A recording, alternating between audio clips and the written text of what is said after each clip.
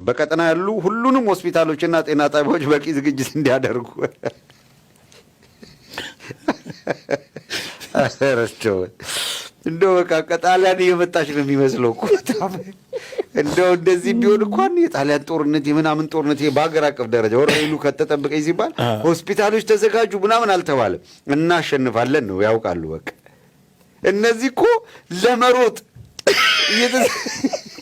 የሚያዘጋጁት የመኪና ብዛት ወዴት እንደሚሸሹ ህዝብ እንዴት እንደሚጠራ ሲያቅት እንዴት ሌላ እንደምጠራ ነው እንጂ አሁን ይኸውልህ እኔ እኮ ግራ ግብት ይለኛል።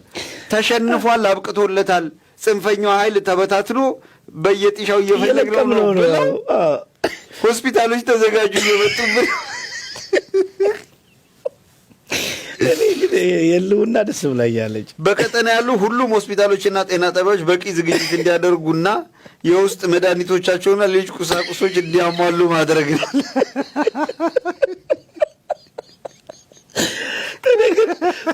ግን ፍርሃታቸው ነው ያጋቡባቸው እኮ ነው። መድኃኒት አሟሉልን ጠብቁ እንደሚጠበቅ ያውቁታል።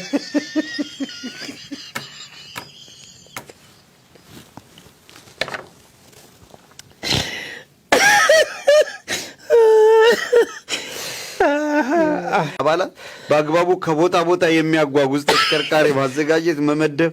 በዚህም በእያንዳንዱ ግንባር በትንሹ 5 አምቡላንስ ከ10 ኤፌሳር በለባት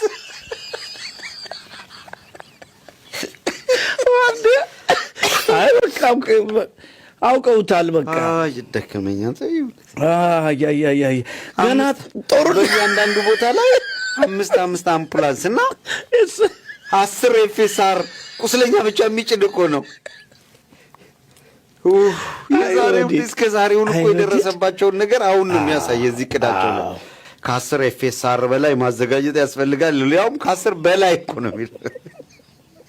ያለ አምቡላንስ ኔትወርክ ማደራጀት፣ መጠርነፍ፣ በቅደም ተከተላቸው ማሰራጨት፣ የደም ክምችት ማዘጋጀት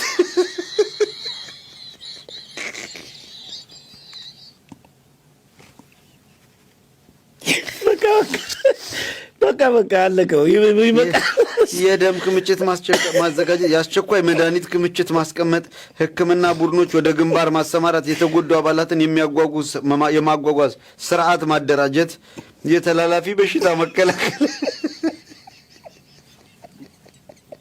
በማጠቃለያ ላይ ይሄ ተግባር በጥብቅ ዲሲፕሊን የሚመራ መሆን አለበት ይላል። በጥብቅ ዲሲፕሊን ያዘጋጁትን ሰነድ እንኳን ከኛ ማምለጥ አልቻለም። ፋኖ እዛ ይቆልሃል፣ መረጃውን ደግሞ እኛ አሰባስበንልሃል። ለማንኛውም በጣም እጅግ አስቂኝ የሆነ የአገዛዙ ኃይል በኦህዴድ እግዜር ይለት ባዴሮችን በፍርሃት ጨርሷቸዋል። ያዘጋጁት ሰነድ ዋሽንግተን ዲሲ ቀድሞ ደርሷል።